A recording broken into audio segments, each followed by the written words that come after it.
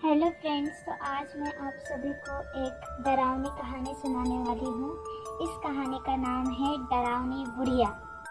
एक शाम रवि अपना ट्यूशन ख़त्म करके बस स्टॉप पर बैठा बस का इंतज़ार कर रहा था। तभी उसने देखा कि एक बूढ़ी औरत वहीं बैठी रो रही थी।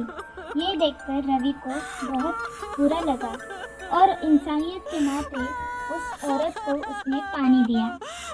अचानक ही वह औरत रोना बंद कर दी और उसने रवि की तरफ बहुत ही डरावने तरीके से देखा और उससे पूछने लगी, क्या तुम्हें पता है मेरा पति कहाँ है?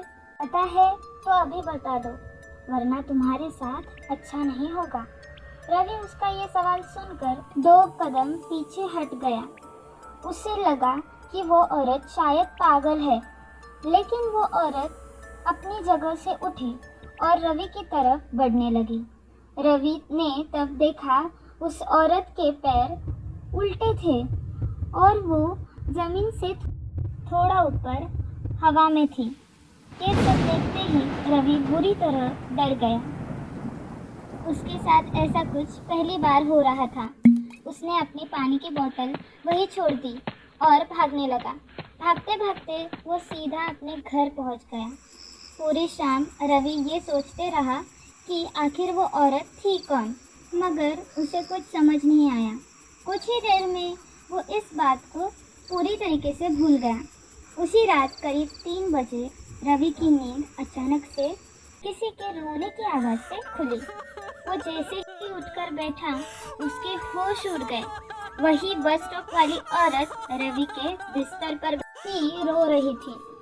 उसके हाथ में वही पानी की बोतल थी जो रवि बस स्टॉप पर छोड़ आया था, मगर उस बोतल में पानी नहीं बल्कि खून था।